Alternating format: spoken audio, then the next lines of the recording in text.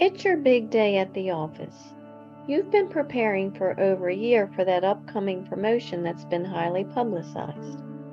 Today, the announcement of who was promoted to the vacant director's position will be made by the vice president, the individual whom you've worked with quite well as interim director over this past year. Several of your colleagues and you applied for the job, and the rumor is that you are likely the front runner. You've been with the company the longest. Everyone says you are the most skilled, and you've been filling the position temporarily until the company decided to make the position permanent. However, when the announcement is made, the name of the selectee is the newest employee in your division. Your heart drops to the floor. Preparing for an upcoming promotion can be a roller coaster ride itself. As the interim director, you are constantly watching senior leadership to learn of their likes and dislikes. You put your best foot forward and continuously went that extra mile, particularly for the vice president, so you would stand out when the final determination for the position was made.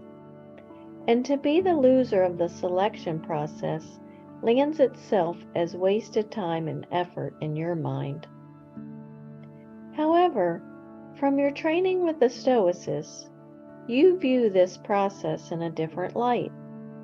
You initially note that the vice president did not approach you following the selection by asking for a meeting to review how you can improve yourself for the future. So, you take that necessary step and set up an appointment yourself. And when preparing for the meeting, you do not make a list of arguments regarding why you should have been selected. Instead, you go with an open mind to hear what is needed for your improvement.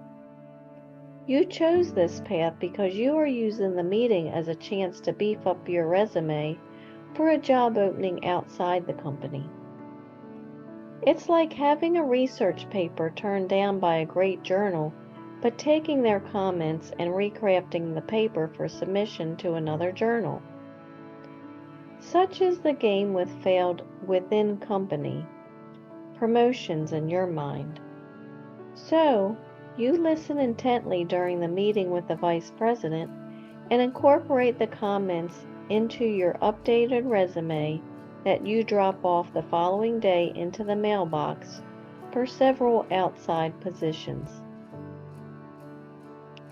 3 weeks later, while standing at the mailbox, you think to yourself that the vice president is not someone you want to work for any longer. Your reason that an endearing leader, one with whom you worked with closely this past year, would have reached out to you first and made the appointment to review where you needed improvement. Additionally, they would have offered their help to mentor you so the next promotion would likely be yours. So, you smile as you drop your acceptance letter into the mailbox and think to yourself, tomorrow, things will turn out the way they should, because I now have blocked at least one bad thing that could happen to me. Working another year for an uncaring leader. Now, using my Stoic storytelling method. My boss picked another newer employee over me for a promotion. Should I inquire? Remember that you ought to behave in life as you would at a banquet. As something is being passed around, it comes to you. Stretch out your hand. Take a portion of it politely. It passes on. Do not detain it. Epictetus. I have seen slaves riding on horses and princes walking like slaves on the land. Ecclesiastes. I am thankful for receiving helpful feedback from my boss. I realized I could use the feedback to update my resume and apply for similar positions outside my current employer. The character trait I improved was removing unwanted future outcomes from my life by exercising my ability to remove those things today that I have complete control over. Thank you for sharing your mind with me. For your continued success, hear my secret. When life appears to be taking a toll, remove those obstacles over which you have control. Now relax, control your mind, and be as you wish to seem. Empowered. Remember, it's the situation keeping my connection with Him.